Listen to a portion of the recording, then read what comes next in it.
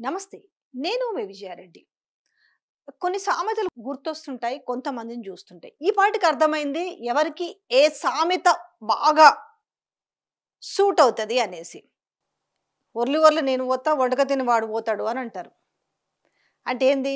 ఎవడెటన్నా పోని, ఎవడు ఏమన్నా ఒర్లుకొని నా పాటికి నేను చెప్పాలనుకున్నది చెప్పేసుకొని పోతా అనేది ఈ వ్యక్తి యొక్క అంటే ఇంకొకటి కూడా వస్తది. ఏంటి తెలుసా? పాడిందే పాడరా పాసుపండ్ల దాసరా అన్నట్టుగా ఏడన్నా గాని నువ్వు ప్రపంచంలో ఏ వేదికైనా ఓకే, తెలంగాణలో ఏ వేదికైనా ఓకే, అది చిన్నపిల్లల ప్రోగ్రాం గాని, పెద్దోళ్ళ ప్రోగ్రాం గాని ఏదన్నా గాని నేను చెప్పాల్సింది ఒకటే చెప్తా. అదేదో ఒక సినిమా ఉంటుండే అప్పుడు చాలా కామెడీ బాగా క్లిక్ అయింది. ఐ థింక్ 'దిల్' సినిమా అనుకుంటా. వేణుమాధవ్ కామెడీ.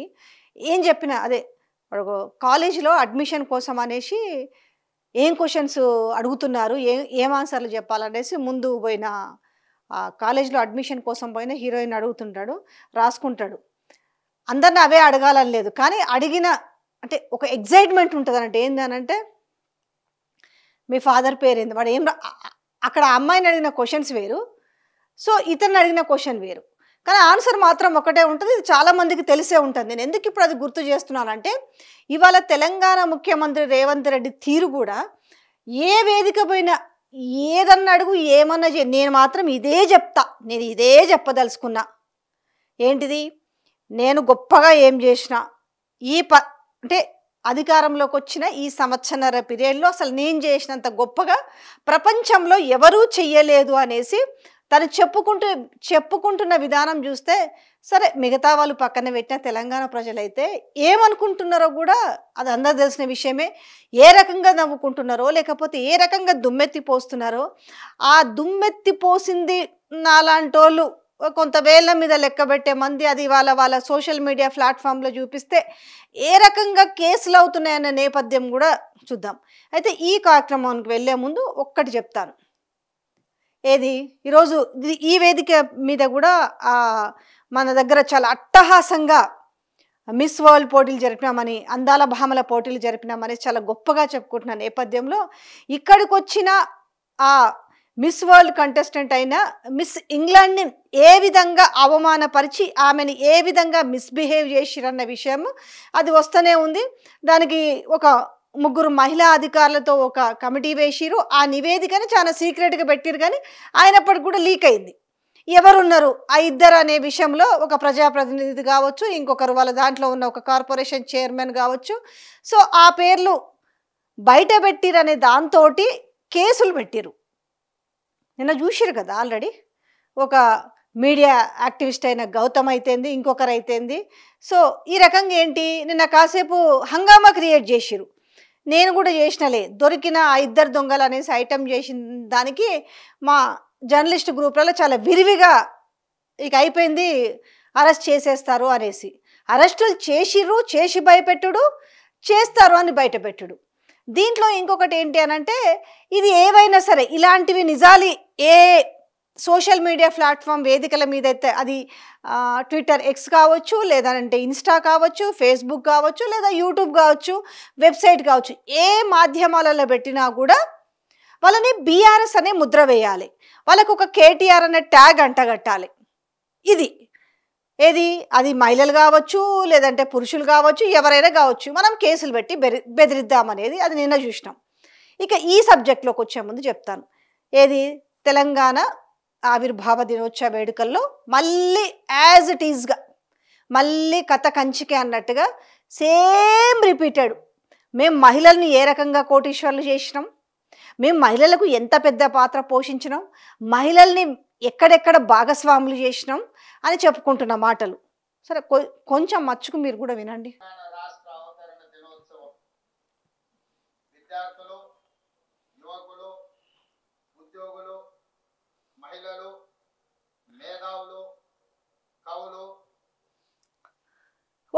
ఒక్క నిమిషంలో 40 నిమిషాల స్పీచ్లో ఒక్క సెకండ్ అది ముందల కానీ వెనక కానీ కనీసంగా ఇవాళ అమరవీరుల గురించి మాట్లాడుతున్నారు. అమరవీరులకు నివాళులు అర్పించేది కావచ్చు, ఉద్యమంలో పాలు పంచుకున్న వాళ్ళకి ఒక 9 మందికి ₹1,00,00,000 చెక్కులు అందించిన విధం, ఆ 9 మందే కాకుండా మరింత మందిని గుర్తించి ఇస్తే బాగుండని అనుకుంటున్న వాళ్ళు కూడా ఉన్నారు. కానీ ఈ ముందులో కానీ ఈ కార్యక్రమం ఈ 40 నిమిషాల స్పీచ్ తర్వాత ముగిసిన దాంట్లో కూడా ఎక్కడన్నా జై తెలంగాణ అనే పదం లేదు. ఎక్కడన్నా జై తెలంగాణ అనే పదం లేదు అని అంటే ఇక అర్థం చేసుకోవాలి. ఇక దీన్ని నేను పెద్దగా ల్యాగ్ చేసి చెప్పాల్సిన పని కూడా లేదు కదా. సేమ్ వేదిక ఏం చేసినాం, మేము ఏం మూడబొడిచినాం ఈ 15 నెలలు అనేసి ఏడవైనా మనం ఇదే బాగోతాం. మహిళలకు బస్సు ఇచ్చినాం, ఉచిత బస్సు,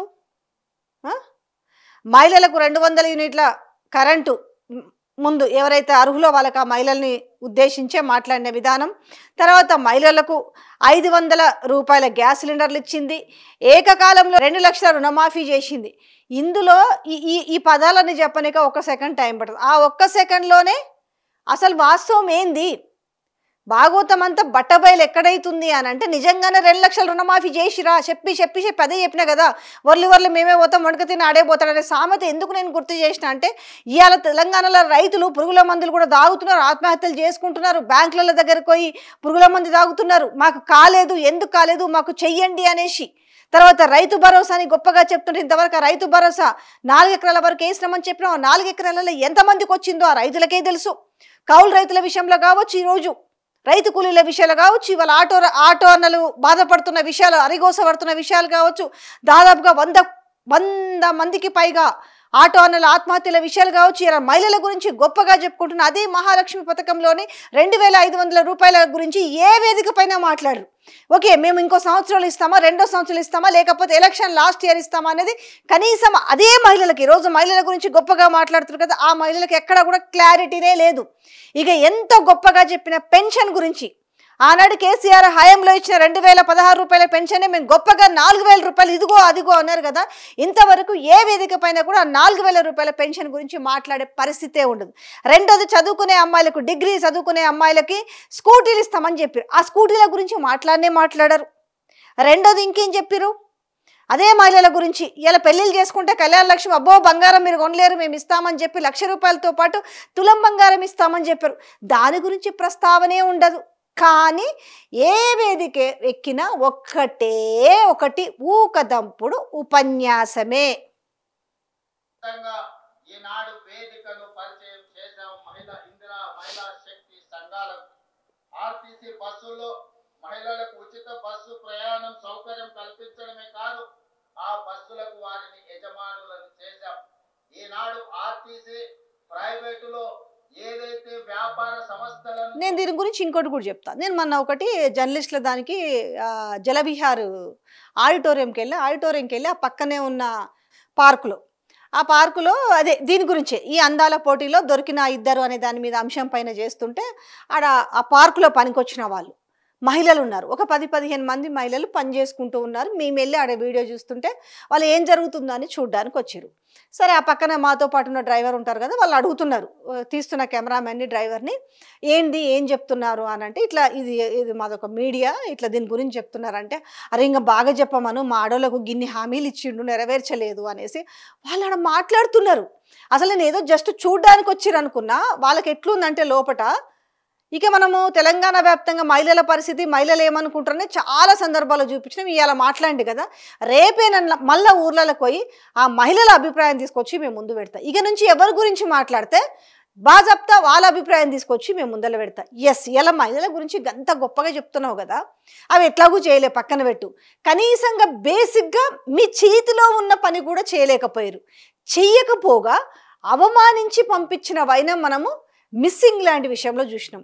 ఏ రకమైన అవమానం అది అంటే, వాళ్ళు ఏమైనా మనం ఏదైనా చేస్తారు, మనం ఏమడిగినా చేస్తారు అనేసి వాళ్ళపైన చిన్న చూపు చూస్తే, ఆమె ఆ పోటీలో నుంచి తప్పుకొని మధ్యలో వెళ్ళిపోయేసి ఆమె ఏం మాట్లాడిన విషయం చూసినాం. ఆ అందాల పోటీకి వచ్చిన ఆ ఒక పోటీదారు ఆమె కంటెస్టెంట్నే మీరు గౌరవించలేకపోయారు. మీ ఇష్టానుసారంగా బిహేవ్ చేసిరు అనే విషయాన్ని ఆమె బ్రిటన్ వెళ్ళిన తర్వాత అక్కడున్న వాళ్ళకి ఇంటర్వ్యూలో ఇచ్చిన తర్వాత ఆ భాగవతం అంతా బయటపడింది. దానికి పాపం జయేష్ రంజన్ని తీసుకొచ్చేసి దాన్ని మొత్తం మసిబూసి మారడికాయ చేసే ప్రయత్నం చేసిరు. అది అవ్వలే. నివేదిక రెడీ అయిందని చెప్పారు. కానీ ఆ నివేదికని ఈరోజు బయట పెట్టిరా? అదే వేదికగా మీ కుటుంబ సభ్యులలో లేకపోతే ఆ మిస్బిహేవ్ చేసిన వాళ్ళు కావచ్చు, లేకపోతే ఈ వేదికను చాలా అట్టహాసంగా నిర్వహించినామని చెప్పిన వాళ్ళే కావచ్చు, వాళ్ళ ఇంట్లో మహిళల పైన ఈ రకంగా బిహేవ్ చేసి ఉంటే ఎవరైనా దాన్ని అట్లనే దాచిపెడతారా? అంటే మన లెఫ్ట్ హ్యాండ్ ఒకరు, రైట్ హ్యాండ్ ఒకరు, బ్యాక్ హ్యాండ్ ఒకరు అనేసి మనం కప్పిపుచ్చుకునే ప్రయత్నం చేస్తాం. మన ఇంట్లో వాళ్ళకి జరిగితే అంటే బయటి వాళ్ళు కాబట్టి ప్రపంచవ్యాప్తంగా తెలంగాణని ఇజ్జత్ తీసిరు కదా. ఇవాళ ఇండియా అని అంటున్నారు. ఆ ఇండియాలో భాగమైన తెలంగాణ హైదరాబాద్లో మిస్ వరల్డ్ పోటీలు చేస్తే ఒక మహిళని ఇంత ఘోరంగా అవమానించి పంపించిర్రు అనే విషయాన్ని బయట పెడితే మళ్ళీ కేసులు పెడతారు. ఎందుకంటే మళ్ళీ మీరు మహిళల గురించి ఇంత గొప్పగా చెప్తుంటే నేను యాదికొచ్చి చెప్తున్నా అంశం. ఒప్పందాలు చేసుకొని బస్సుల నిర్వహణని ఏర్పాటు చేస్తున్నారో ఆ బస్సులను మహిళా సంఘాలతో కొనుగోలు చేయించి ఇప్పటికే 150 బస్సులను ఇవ్వడం జరిగింది. తొందరలోనే 450 బస్సులను మహిళలకు అందించడం ద్వారా ఆర్టీసీలో మహిళలు ఉచితంగా బస్సు ప్రయాణం చేయడమే కాదు, ఆర్టీసీ సంస్థకు 600 బస్సులను ఈ రోజు ఎంగేజ్ ఇదే వేదికగా మాట్లాడిన వాటిలో సేమ్ అబద్ధాలు. నాకైతే ఇదంతా ఈయనది అంటే మీరు ఎక్కడన్నా చూడండి. అయితే కేసీఆర్ని తిట్టాలా? పాత గవర్నమెంట్ కంటే మేము చాలా అద్భుతంగా చేసినామని ఏందనంటే ఏది ఎలా చెప్పే ప్రతి దాంట్లో మేము 60,000 మొన్న ఎక్కడో మాట్లాడి 59,000 ఉద్యోగాలన్నా నేను దానికి ఆ వీడియో చేసిన, మళ్ళీ 60,000 ఉద్యోగాలకు వచ్చింది. ఈ 60,000 ఉద్యోగాలకు మీరెప్పుడయ్యా ఈ సంవత్సరంలో మీరెప్పుడయ్యా నోటిఫికేషన్ ఇచ్చింది? మీరెప్పుడయ్యా మీరు పరీక్ష పెట్టింది అని అంటే దానికి ఆన్సర్ ఎవరు చెప్పరు. మొత్తం అయిపోయిన తర్వాత రిమైనింగ్ ఆ అవ్వాల్సిన ఉద్యోగాలను తీసుకొచ్చేసి మీరు నియామక పత్రాలు ఇచ్చిర్రు అనే విషయాన్ని ఇవాళ ఆ నియామక పత్రాలు అందుకున్న వాళ్ళకి తెలుసు, అందుకోని జనాలకు తెలంగాణ ప్రజలకు కూడా తెలుసు. బట్ అంటే ఎంత అంటే అంతే, నేనేం చెప్పదలుచుకున్నాను నాకు చెప్తా. మీరు నమ్ముతారా నమ్మరా పక్కన పెట్టు. ఏ వేదిక పైన అదే, ఏ వేదిక పైన అయినా మళ్ళీ 2 లక్షల రుణమాఫీ చేసిన ఘనత కూడా మాది అంటారు. దయచేసి మళ్ళీ రైతులు కానీ రైతుల బిడ్డలు కానీ ఎవరైనా చూస్తే కింద కామెంట్ పెట్టండి. నిజాలు అనేవి బయటకు వస్తాయి. ఎవరు రెస్పాండ్ అవ్వాలి? నిజమైన లబ్ధిదారులకి నిజంగా దక్కిందా లేదా అనేది ఇక్కడ వాళ్ళు కామెంట్ చేయాల్సినంత అవసరం ఉంది. నిజంగా వచ్చిందా? 2 లక్షల రుణమాఫీ గురించి వీళ్ళన్న మాట ప్రకారమే నాకు కూడా చెప్పి నిజంగా నాకు కూడా ఎట్లనో అనిపిస్తుంది. కానీ వీళ్ళు 31,000 కోట్లు అన్నారు. ఫస్ట్ 45 కనీసం ఫస్ట్ బ్యాంకర్ల సమావేశం జరిగినప్పుడు 60,000 కోట్ల రూపాయలు కావాలన్నారు. దాని తర్వాత కొన్ని కండిషన్స్ కొంతమందిని తీసేసి దాని తర్వాత ఎంత అయింది? 45,000 కోట్లు. 45,000 కోట్ల నుంచి 40 అన్నారు. ఈ మహానుభావుడు అన్నాడు, ఏముంది నేను ఒక్క సంవత్సరం కడుపు కట్టుకుంటే నేను 40,000 కోట్లు నేను రుణమాఫీ చేయలేనా? సాధ్యం అవుతుంది, సాధ్యం చేసి చూపిస్తా అని మాట్లాడిండు. ఎస్, కానీ వాళ్ళు ఆర్థికంగా ఎదగడానికి రాష్ట్ర ప్రభుత్వం మహిళా సంఘాలకు చేతనందిస్తూ ముందుకు వెళ్ళడం జరుగుతుంది. తర్వాత ఏమైంది? 40,000 కోట్లు ఎక్కడ పోయినాయో మరి కడుపు కట్టుకోవడం ఎక్కడ పోయిందో తెలియదు. లాస్ట్కి ఎంత చేసిరు? 31,000 కోట్లు అన్నారు. కానీ ఇప్పుడు వీళ్ళు వేదికలకి గతంలో చెప్పింది ఎంత? 21 కోట్లు అన్నారు. సరే ఆ లెక్కే చూసుకుందాం. మీరు చెప్పిన 21 కోట్లైనా కూడా ఇంకా 10,000 కోట్లు అయితే చెయ్యాలి కదా రుణమాఫీ. మరి ఎక్కడ ఈ ఏకకాలంలో మొత్తం రుణమాఫీ చెప్పినామని ఇలాంటి వేదికలలో ఇంకా ఎన్ని రోజులని బాకాలు ఊదుతారు? ఇది తెలిసిందే కదా. ఇక మొత్తం ఇప్పుడు అంత అయిపోయింది. ఇండియా ఇంటిగ్రేటెడ్ స్కూల్స్ పైన పట్టాం. ఇంతవరకు దాని మీద తట్టడు మట్టి తీయాల. కానీ ఏది నియోజకవర్గానికి ఒక ఇంటిగ్రేటెడ్ స్కూల్. మరి మిగతా స్కూల్ని డెవలప్ చేస్తారా చెయ్యరా? మరి మిగతా పిల్లలందరూ ఈ యంగ్ ఇండియా ఇంటిగ్రేటెడ్లోనే చదవాలా? దీనిపైన క్లారిటీ లేదు. మరి ఇదే వేదిక పైన ఇవాళ SLBCలో ఉన్నారు పాపం కదా. ఇంకా మొత్తం 8 మంది చనిపోతే 2 బయటకు తీసుకొస్తే ఇంకా 6 మృతదేహాలు అందులోనే కొట్టుకుపోయి ఉన్నాయి కదా. వాటి గురించి ఒక్కసారనే మాట్లాడతారా? దాని గురించి ఎవరైనా లేవనెత్తితే దాన్ని కూడా BRS అకౌంట్లోకే వేస్తారు. ఇది అంటే ప్రతి వేదిక మీద 40 నిమిషాలు మాట్లాడితే 40 నిమిషాల స్పీచ్లో 400 అబద్ధాలు టక్క ఏరుకోవచ్చు. ఇంకో రెండో అతి బాధాకరమైన విషయం, సార్ ఆయన నుంచి అది ఎక్స్పెక్ట్ చేయలేం. కానీ కనీసం మనం ఇన్ని మాట్లాడుతున్నామే, ఇన్ని శుద్ధి బుద్ధులు చెప్తున్నామే, మనము ఇన్ని మూక్తావలు చెప్తున్నామే, ఒక్క మాట మరి తెలంగాణ అమరవీరుల కోసమైనా కూడా జై తెలంగాణ అనే మాట అనొచ్చు కదా, అనొచ్చు కదా. ఎక్కడ నన్నడా? చివరిలో స్టార్టింగ్లో చూపించిన, మళ్ళీ ఒకసారి మీకు చివరిలో కూడా చూపిస్తాను. నేను సంతోషపడుతున్నాను మిత్రులారా. అదే విధంగా పెట్టుబడులు మిత్రులారా, తెలంగాణ రాష్ట్రం సంక్షేమమే కాదు అభివృద్ధిలో కూడా దేశానికి ఆదర్శంగా నిలబడాలని స్టేట్ తెలుసు. ప్రతిరోజు సైబర్ క్రైమ్ ద్వారా మోసపోయిన వాళ్ళని ఎంతో మందిని టీవీలో పేపర్లలో చూస్తున్నాం. రాజకీయ సహచరులు అందరూ కూడా సంపూర్ణమైన సహకారాన్ని అందిస్తున్నారు. ప్రజలందరికీ 4 కోట్ల డాలర్ల ఎకానమీకి చేరాలంటే తెలంగాణ రాష్ట్రం $3 ట్రిలియన్ ఎకానమీగా మారాలి అని ఈ రోజు లక్ష్యం పెట్టుకొని ముందుకు వెళ్తున్నాం. ఈ రోజు దేశ జనాభాలో 2.5% ఉన్నాం, కానీ జీడిపిలో 5% మనం అందిస్తున్నాం. రేపు భవిష్యత్తులో 2047 నాటికి 10% జీడిపిని అందించే విధంగా తెలంగాణ రాష్ట్రాన్ని తీర్చిదిద్దాలంటే industrial policy, infrastructure policy, investment policies అన్నిటిని కూడా తీసుకొచ్చి ఈ దేశంలోనే అగ్రగామిగా రాష్ట్రాన్ని తీర్చిదిద్దాలని మేము ప్రయత్నం చేస్తున్నాం. అందుకే మిత్రులారా, ముఖ్యంగా యువ మిత్రులారా, డాక్టర్లు, లాయర్లు, ఇంజనీర్లు, ఈ సమాజంలో ఉన్న ఐఏఎస్, ఐపీఎస్లకు అందరికీ, వ్యాపార వర్గాలకు నా సూచన ఒక్కటే. తెలంగాణ రాష్ట్ర ప్రభుత్వం ఏ లక్ష్యంతోనైతే ముందుకు వెళ్తుందో, ఏ లక్ష్యాన్ని సాధించాలి, ఏ లక్ష్యాన్ని ముద్దాడాలి అని మేము ముందుకు బయలుదేరినామో మీ ఆశీర్వాదం ఉండాలి, మీరు అండగా నిలబడాలి.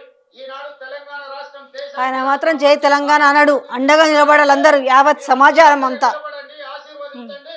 ప్రపంచంలోనే అగ్ర రాష్ట్రంగా తెలంగాణ రాష్ట్రాన్ని తీర్చిదిద్ది ఆదర్శమైన రాజకీయాలకు, ఆదర్శవంతమైన అభివృద్ధికి తెలంగాణ రాష్ట్రం కేర్ ఆఫ్ అడ్రస్ గా తీర్చిదిద్దుతాం.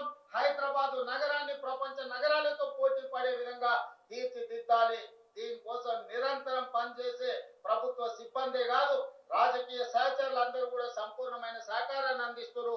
ప్రజలందరికీ 4 కోట్ల తెలంగాణ ప్రజలకు నూతన రాష్ట్ర ఏర్పాటు శుభాకాంక్షలు తెలియజేయడమే కాదు, భవిష్యత్తు లక్ష్యాన్ని దృష్టిలో పెట్టుకొని మనందరం కలిసికట్టుగా ఏకమై మనందరం కూడా ముందుకు సాగాలి. మీ అందరి ఆశీర్వాదం ఉండాలి. తప్పకుండా తెలంగాణ రాష్ట్రాన్ని దేశంలో అగ్రగామి రాష్ట్రంగా నిలబెడతానని మీకు అందరికీ తెలియజేస్తూ మీ అందరి దగ్గర సెలవు తీసుకుంటున్నా. జై తెలంగాణ కదా. ఈ ఒక కాదు, ఈ కరెక్ట్ గా ఆ ఫ్లోలో ఏమొస్తుంది ఎవరికైనా అంత చెప్పినాక ఏమొస్తుంది? జై తెలంగాణ అని వస్తుంది. కానీ ఇక్కడ చాలదా? నిజంగా ఈరోజు తెలంగాణ ఆవిర్భావ దినోత్సవ వేడుకల మీద ఏ రకమైన ప్రేమ ఉంది, తెలంగాణ అమరవీరుల పైన ఏ ప్రేమ ఉంది, తెలంగాణ ఉద్యమకారులమైన ఎలాంటి ప్రేమ ఉంది, యావత్ తెలంగాణ సమాజం మీద ఎలాంటి ప్రేమ ఉందనేది నేను కాదంటుంది, చూస్తున్న తెలంగాణ ప్రజలే అంటున్నారు. ఏమైంది? ఈ రోజన్నా జై తెలంగాణ అని నడడానికి నోరొస్తలేదు అని అంటే ఇక ఏమాత్రం తెలంగాణ మీద ప్రేమ ఉంది, ఏమాత్రం తెలంగాణ అభివృద్ధిని కోరుకుంటారు, ఏమాత్రం తెలంగాణని అభివృద్ధి బాటలో నడిపిస్తున్నారు అనేది ప్రత్యేకంగా ఇంకా అందరికి అర్థమవుతుంది. ఇక టోటల్గా ఏమనున్నది తెలియక కాదు, కానీ ఇంకా కనీసం ఇవ్వాలనన్నా 11 ఏళ్ళు దాటి 12 వసంతంలోకి అడుగు పెడుతున్నాం మన ప్రత్యేక తెలంగాణ సాధించుకొని. కానీ అయినప్పటికీ కూడా ఇప్పటి వరకు ఆ మాట వస్తలేని పరిస్థితి అని అంటే ఇంకా తెలంగాణ ప్రజలు అర్థం చేసుకోవచ్చు. సో అది ఇవాళ ఓవరాల్గా చూసింది ఏంటంటే ఒక్క 40 నిమిషాల స్పీచ్లో ఆయన 1 సెకండ్ గురించే మాట్లాడవచ్చు. ఇవి కావనబద్దాలు, ఇవన్నీ వదిలేద్దాం అంటే మీరు ఇంకో మాట అనొచ్చు, ఆయన ఎప్పుడన్నాడు అనేసి జై తెలంగాణ మీరు ఇంత క్లుప్తంగా చెప్పాల్సిన పని ఏంటంటే ఎప్పుడు అనకపోయినా కనీసం ఇయ్యాలైనా అనాలి కదా అనేసి నాతో పాటుగా యావత్ తెలంగాణ సమాజం కూడా కోరుకుంది అన్నట్టు.